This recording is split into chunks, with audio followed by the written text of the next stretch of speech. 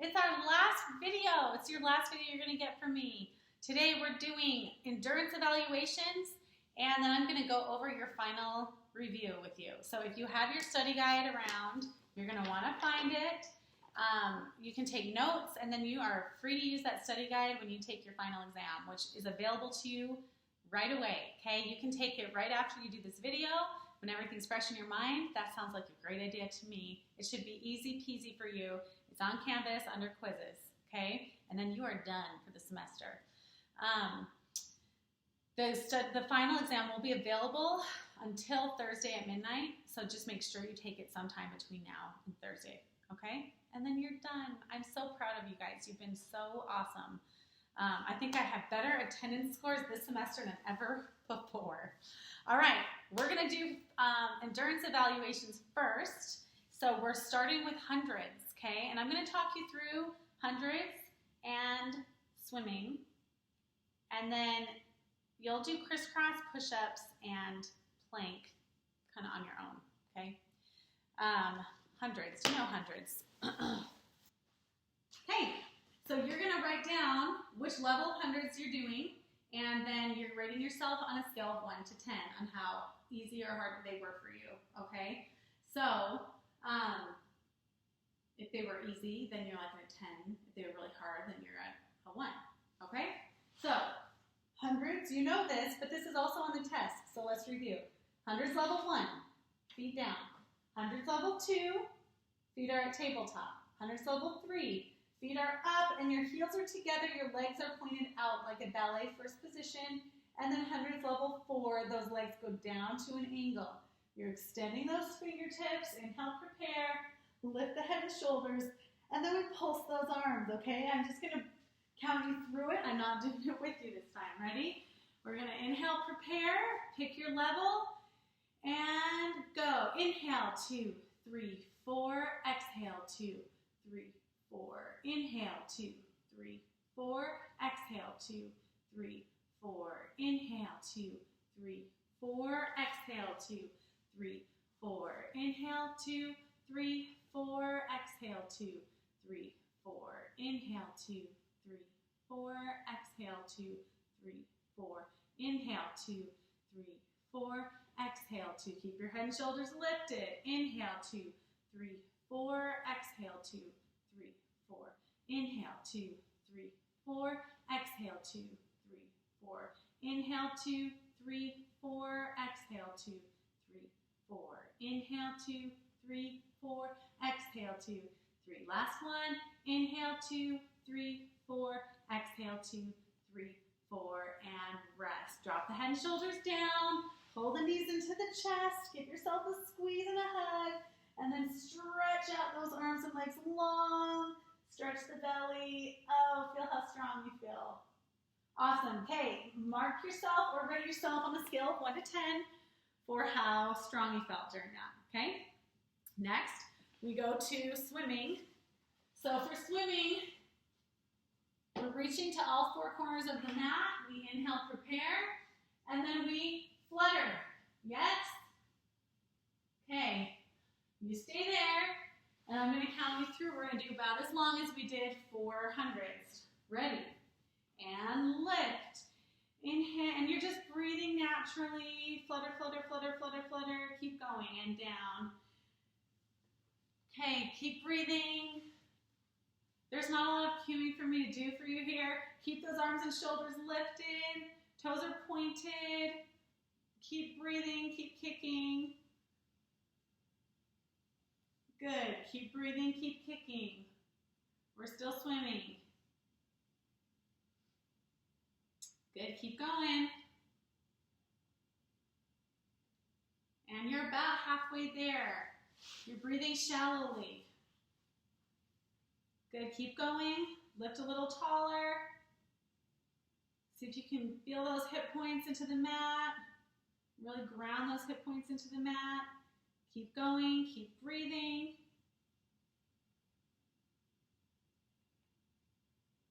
Good, we've got another 2 sets here. And one more. And a little, reach your higher, higher, higher, highest. Lift those shoulders up higher. And and rest, okay? Where do we go? Every time we've worked our back, what do we do right after? Do you know? Hands come underneath the shoulders. We push back, child's pose, right? Awesome. Okay, our next endurance evaluation is crisscross. So, we're on our back, knees into our chest, and if you remember, I taught you through this in class. I go twist, center, twist, 1. Twist, center, twist, 2. Exhale, inhale, exhale, inhale. So when you're doing your crisscross, I want your elbow to touch your knee. I want you to exhale. Exhale, that's 1. So you're hitting both sides before you count it. So exhale, twist, 1, exhale, twist, 2. Yes? You understand how to count that one? So twist, center, twist, 1. Twist, center, twist, 2. Twist, center, twist, 3. And you're going to do as many crisscrosses as you can. And then write that down. You're sending that to me for endurance evaluations. Go ahead and do that. Press pause. And then start me again after you've got your crisscross number. Okay, next we're doing push-ups. So we have pectoral push-ups first. And for pectoral push-ups, our hands are wider than mat width apart. And if you're up on full plank, I want a nice long spine, straight neck, straight head, and then we reach with our chin, and we're back up. Nice straight body. You can do this from your knees. Still keep a straight line, still reaching with your chin, okay? Go ahead and pause me, and you're gonna count how many pectoral push-ups you can do with good form, okay? Pause. All right, so you've written down your pectoral push-ups. Now we're gonna do tricep push-ups. So for tricep push-ups, these are usually harder, right? So our hands are right underneath our shoulders. So if you noticed before, my hands were wider than my mat. Now my hands are on my mat. I'm still reaching with my chin. My elbows are going back. Okay, you can't really see because I'm wearing black, huh? But my elbows are hugging against my ribs, reaching with my chin. That's a tricep push-up. I can take these from my knees if I'd rather do that. Still reach with my chin. You're going to count how many you can do with good form, and then you're going to send that into me and let me know also if you did full plank or modified plank. Modified plank means we're on our knees. Okay? Pause me, do your tricep push-ups. Okay, and then your last thing is your plank. And we did an elbow plank, and I want you to just, if you have a phone, I know that most of you have a phone, you're going to time yourself. So go ahead and set your stopwatch. Start your stopwatch. Okay, start your stopwatch, and then come up onto your plank, and you're going to see how long you can hold your elbow plank. Knees lifted, tummy strong. Okay? So go ahead and do that. Write down how many you did on your plank, how long you held your plank, and then come back to me, and we're going to review for the final exam at that point. Okay, go for it.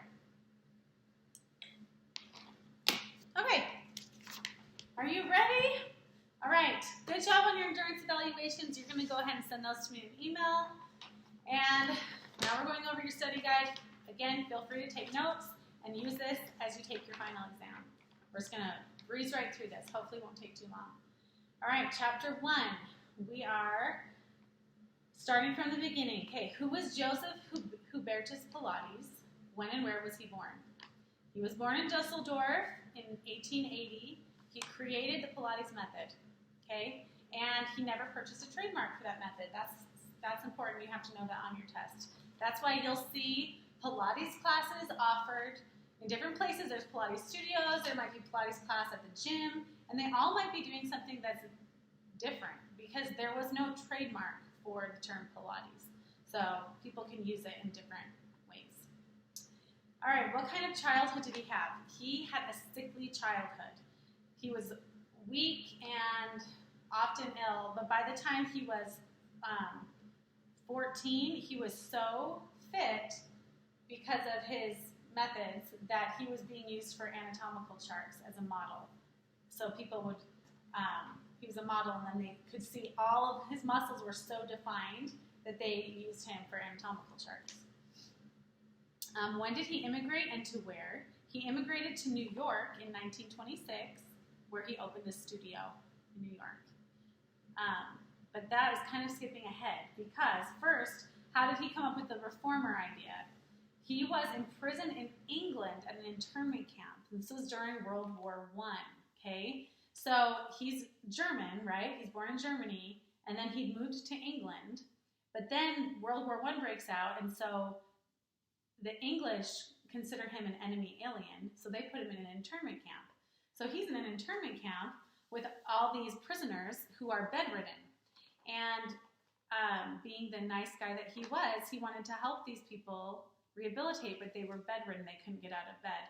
So he created this system of all these pulleys and levers and things so that people could be training and strengthening their bodies while they were still in bed. And that is how the reformer was born. If you've ever seen a reformer, it looks very much, you can see how this could have applied to like a hospital bed.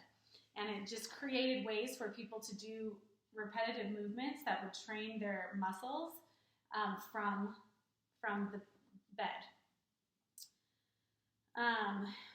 What happened to him during World War I? We already talked about that. The British government labeled him as an enemy alien and put him into an internment camp. The benefits a Pilates mat has to offer for healthy participants. So this you're looking for a multiple choice question that's going to give you a list, and these are you want to look for it: improved posture, enhanced athletic performance, reduced likelihood of back pain and injury, and enhanced confidence and self-esteem. And while I'm thinking of it, let me just kind of give you a heads up on what the final is going to look like. It starts with true-false questions. There are 18 of those. Then there's 5 matching. And then it goes into multiple choice for the rest of the test. Okay, so true-false, a little bit of matching, multiple choice. Okay, what do mat exercises involve? Spinal flexion, rotation, and extension. And there is a risk of injury for people with orthopedic problems. Okay? And is Pilates like yoga? Well, the answer to that is yes and no. Pilates is like yoga in that we use a lot of the same postures as you'll find in a yoga class, but it is not the same as yoga in that yoga is really, at its heart, a spiritual practice. Yoga is using the physical body to achieve a spiritual end. And Pilates is more of a training system. Although we definitely can also realize benefits of mindfulness because of the mind-body connection that is such a fundamental aspect of Pilates. But on the test, it's going to ask you about the practice of Pilates being a spiritual discovery that originated in Eastern Asia, and the answer for that would be false, okay? Because Pilates is a training method, whereas yoga has always been a spiritual practice. Okay, chapter 2. The 6 principles of Pilates. You should have these definitions, but you probably don't, because they're probably still in the office.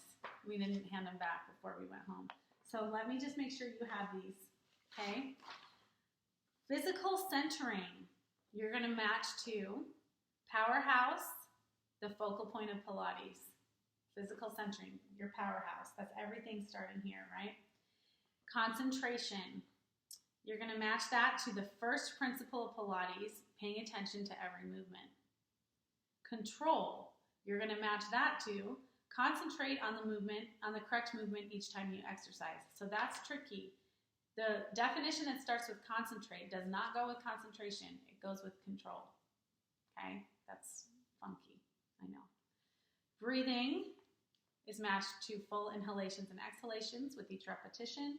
And then precision means you're paying attention to subtle movement details. Okay? So your 6 principles are concentration, centering, control, flowing movement, precision, and breathing. All right, the new additions to the Pilates system from modern science and physical therapy would be the emphasis on neutral alignment. Okay? So if you go to a physical therapist, so much of what you will do with a physical therapist will be stuff you'll be like, oh, we did this in my Pilates class. Okay? Because so much of what we do in Pilates helps us with our alignment, and that's very similar to what they're doing with you at a physical therapist's office.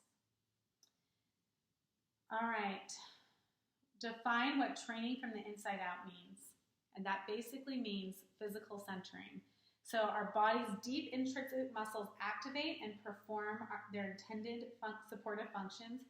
Our more superficial or global muscles, like our arms and our legs, will also function more efficiently. Okay, so basically it means training from the inside out.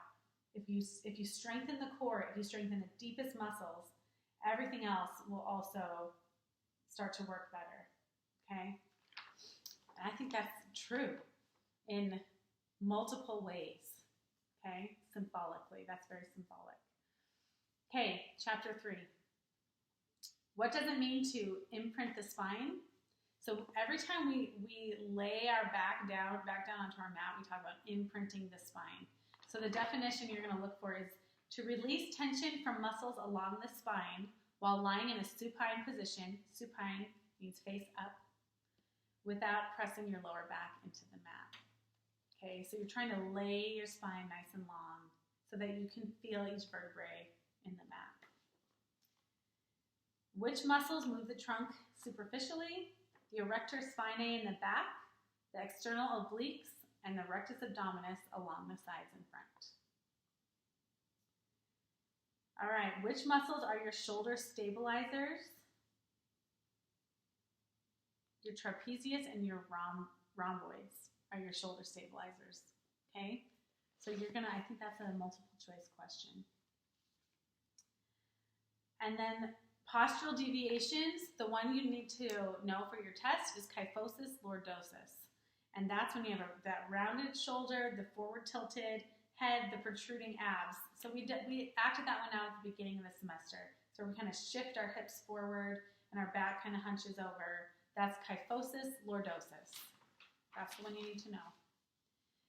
And then the main thing the Pilates mat training method focuses on, this is question 6, is total body training and balanced muscular development. Okay? All right, chapter 4. How many warm-up exercises are in our text? 15. Are all warm-up exercises on an advanced level? The answer is no. You need to know there are 5 flexion exercises and 2 rotation exercises.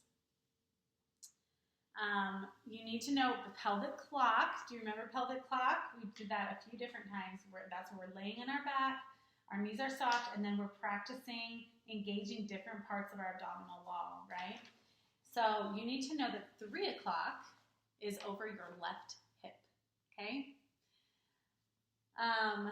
What should you do if you experience, so this is modification questions. What should you do if you experience neck pain when executing the curl up with long arms? So we're laying in a neutral position and then we're crunching up, almost like 100. If you're in hundreds, what would you do if your neck starts hurting? What are your options? So your best option is going to be to support the neck with one hand and continue doing the movement with one hand supporting the neck, okay? What can you do to modify during both chest raises and leg lifts? So that's if you have lower back pain. Chest raises is like your baby swan lift, and leg lifts are when we lift the legs and we beat the heels together. So back pain. If your back hurts, what should you do? Stop, right? Don't do it. You guys know that. I remember you would always give me the right answer on that one. Okay, so if you have lower back pain, don't do it. In 101 beginner, where are your legs? Your knees are bent, your feet are on the floor. That's 100 level 1. And describe what you should do with the shoulders during side plank, okay? You want to stabilize the shoulders and lengthen the neck and the back. Keep the shoulders pressed away from the ears, okay? All right, chapter 5. Do all levels of participants need to learn the foundation moves and essential principles of Pilates? And the answer is yes, okay? I know some of us who love cardio, I felt this way when I came to Pilates because at that point, I loved cardio. I knew a lot about exercise, and I kind of wanted to go, go, go, go, go. But you can't skip the fundamentals. You can't skip the foundation. And Pilates is such a different way. Like if you're used to go, go, go, or like P90X, or like push yourself, it's a whole different way of approaching exercise. So you can't. You're learning a whole different way of approaching your mind and body and training your body. So you really have to begin at the beginning, and that can be easy to get impatient if you're used to like quick results, quick kind of getting that high. This is like slow and steady. What should be included in the warm-up exercises? This is a multiple choice question. You want to review the 6 principles. It should be 5 to 8 minutes long. It should mobilize major joints. It should include breath awareness and alignment. So this is our opening stretches, right? That's our warm-up. When we're connecting to our breath, we're connecting to our body and our mat. We will oftentimes talk about something like control or concentration or finding that center. And we are stretching and bringing awareness to our alignment as we do our different stretches, okay? Name the workout components that are used as an important part of any Pilates class to ensure safety. Those would be, again, this is a multiple choice, a warm-up, to have appropriate modifications, to have progressive movements so that we continue to progress in difficulty, and then have an activity-specific cool-down. Okay, so those 4, warm-up, appropriate modifications, progressive movements, activity-specific cool-down. And then number 4. What are variables you can alter to create modifications in mat Pilates? The ones you need to know for your test are your base of support. So like on plank, you could be up on your toes or you could be on your knees. You could, that also equipment can come in, right? So our base of support could be the mat or it could be the BOSU, right? That's going to change the exercises and the way we're using our muscles to do those exercises. Lever length. So your lever length, again, going back to plank, is probably a good example. Your full plank, your legs are long and straight, so your lever is long. If that's too much, then you can bend those knees and make a shorter lever. That's going to make it easier for you. Same thing with plank. On straight arms, you have more length, more options for that energy to kind of fly out the wrong ways. So you can bend those elbows and get more stability by shortening the lever length in a plank, right? So changing your lever length and your range of motion, okay? So like in a single leg circle, instead of making a big circle with your leg, you can make a small circle with your leg, okay? So those 3 things are the ones on the test. Your base of support, lever length, and range of motion are good ways to make modifications. And then last question for chapter 5, the most important responsibilities of the instructor in teaching mat Pilates. You're looking for voice quality, cueing, and to ensure effectiveness and safety. Okay, I think that's a multiple choice question as well. All right, we're on the last chapter, chapter 6. We're going to be done fast today. All right, considerations an instructor should have when organizing a successful children's mind-body exercise program. That sessions should be shorter in length, they should be fun, and they should avoid stress on the spine, okay? Because other than that, they can be the same as adults. But children's spines are still growing. We don't want to put stress on the spine for children. Number 2, what are the Pilates exercise safety precautions recommended for children? And the answer to that is it's the same as adults, okay? During pregnancy, what are the important precautions women should observe? The one you need to know for your test, there's quite a long list in the textbook, but the one you need to know on the test is no exercises in a supine position, that's face up, after the first trimester. And that's because you have a big vein or artery, I'm not sure if it's a vein or an artery actually, but the placenta, the uterus, lays on that vein. And so if you're laying flat on your back, you can cut off the blood supply to your baby and to yourself, and it just messes. It's just not good for either you or the baby. So I have taught Pilates through a couple pregnancies. There are ways to modify that. You can roll up a mat or put a little cushion or a pillow underneath your back so that you're laying at an angle, and you can still do a lot of the exercises just at an angle, because then it's not laying that artery flat. Okay. All right. To ensure a positive experience for the deconditioned and larger size participant, how can instructors help? And this is another multiple choice. You want to look for encourage people to work at their own pace, encourage people to reconnect with their body through the practice, and encourage people to perform exercises to their own abilities. So to use modifications. Okay. And 5, what advantages are there for older adults to participate in a Pilates class? 3, this is again multiple choice, improved posture, coordination, and balance.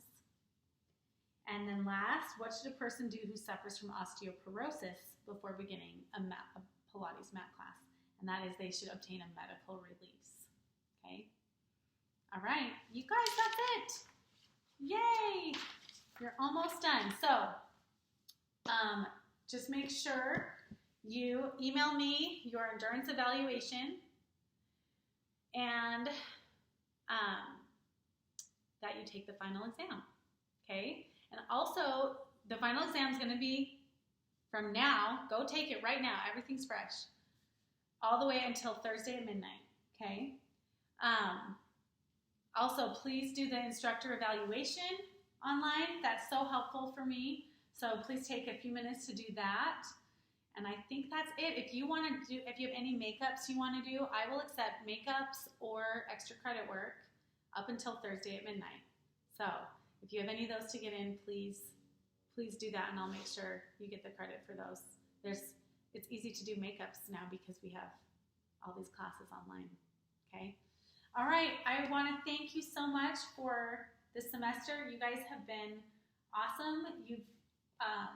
It's been a crazy semester, but it's really cool because I honestly feel like I've gotten to know you guys better than I usually get to know my classes, because I've gotten to interact with you through your emails. I get to read your thoughts, and we've been able to incorporate more mindfulness into this class,